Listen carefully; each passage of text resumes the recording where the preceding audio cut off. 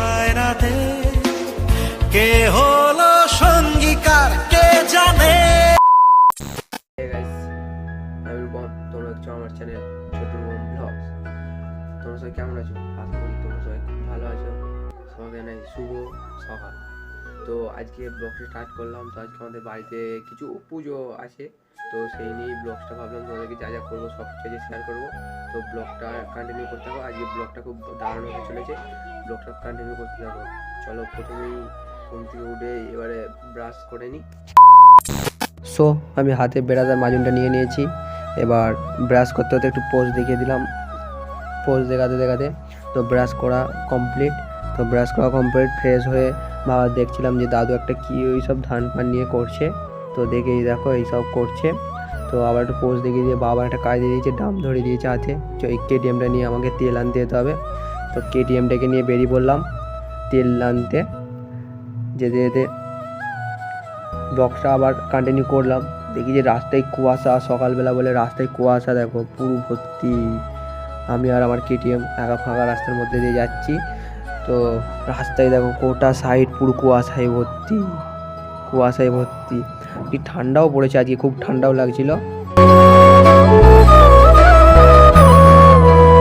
So অবশেষে চলে আসলাম তেল আনতে। তো তেল দোকানের সামনে এসে কাকাকে তেলের দামটা দিতে তেল ভরে দিচ্ছে। তো তেল অবশেষে কাকা ভরেই ফেলেছে। তো আমি নিয়ে বেরিয়ে পড়লাম সাইকেলটাকে নিয়ে আর তেলের দামটাকে নিয়ে। তো যেই রাস্তা দিয়ে যাচ্ছিলাম সেই রাস্তার পাশে এই জায়গাটা এত সুন্দর লাগলো, তাই জন্য একটা সিনেমাটিক মোড নিয়ে নিলাম। তো দেখো সিনেমাটিক মোডটা কেমন লাগছে। মনেরই বায়নাতে কে হলো সঙ্গীকার কে জানে।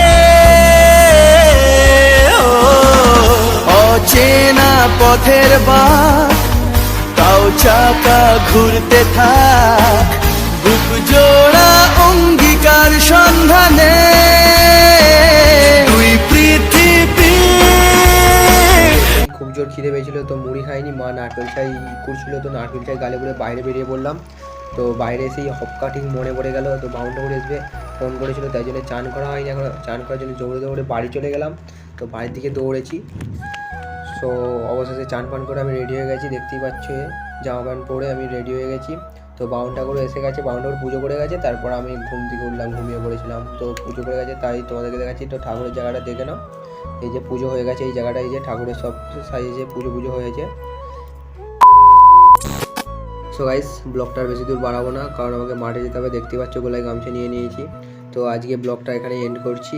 তো ভিডিওটি যদি ভালো লেগে থাকে লাইক করে দিও, চ্যানেলটা সাবস্ক্রাইব করে দিও। তো নেক্সট ব্লগে দেখাচ্ছি, বাই বাই।